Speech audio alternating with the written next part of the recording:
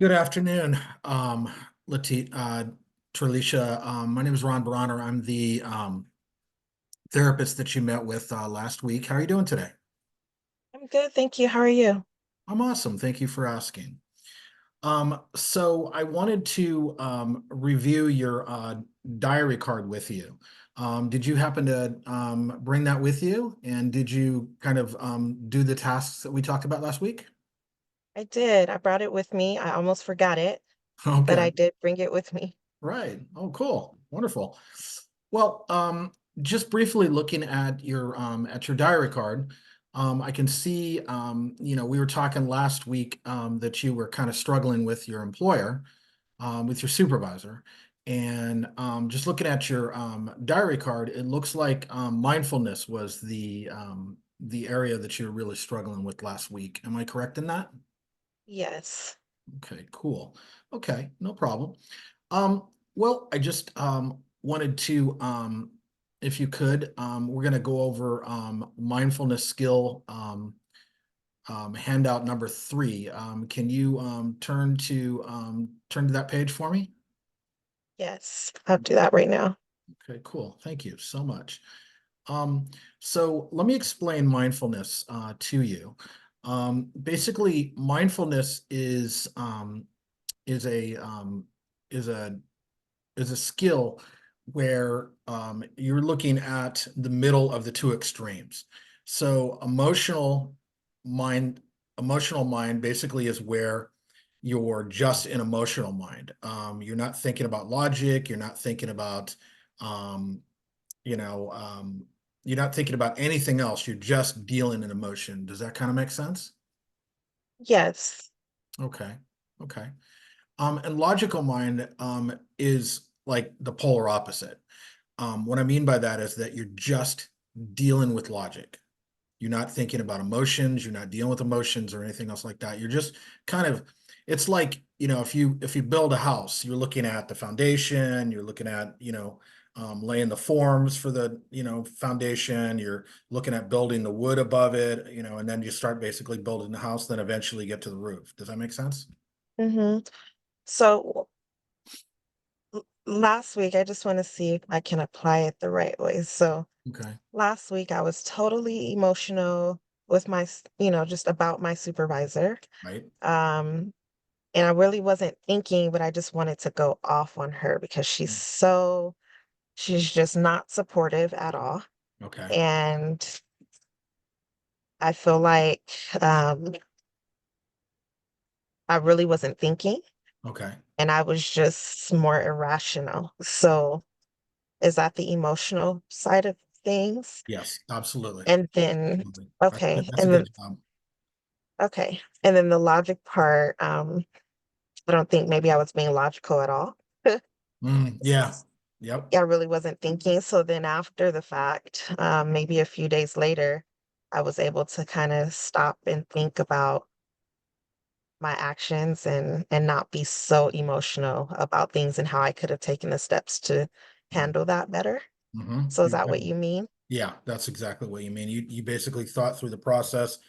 You basically were you know um looking at what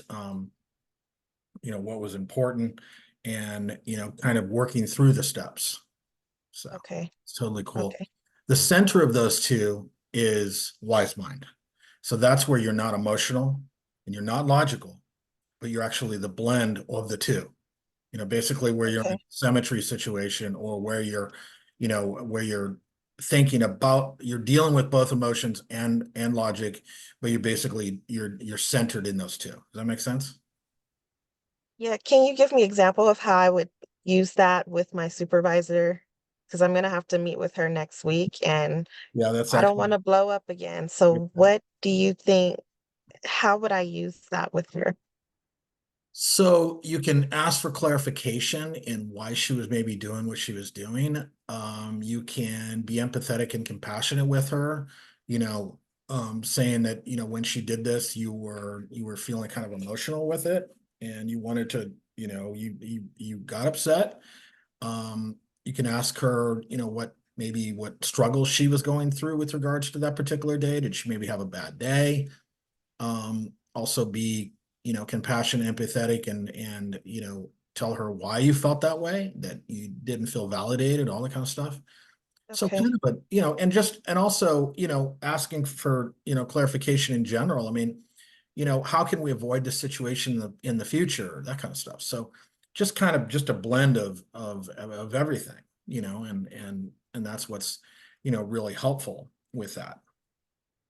Does all that make sense that do you kind of understand how all that kind of comes together? Does that make sense?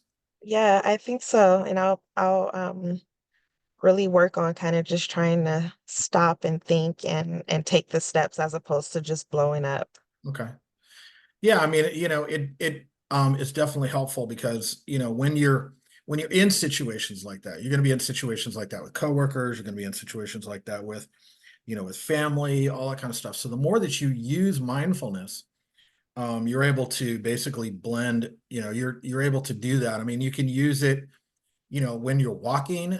You can use your five senses, and you can actually, smell things, you can, touch things, all that kind of stuff, like trees or the flowers, or, smells, all that kind of stuff. So the more that you use it will actually, it's important, and it becomes a major tool. You can actually take like food, roll it in your hand like a raisin. How does it feel? How does the raisin maybe feel on your tongue? It's called mindful eating, and you actually go through the steps use doing the same thing. So you actually potentially become in, you could potentially enjoy your food a lot more because you're Right. using five senses. You will start noticing a lot of things like the sounds of the birds, the wind, how's that feel on your skin, all that kind of stuff. So it becomes a tool that you can use to help diffuse conflicts and to strengthen relationships, all kinds of stuff. You can teach family members the same tool, all that kind of stuff.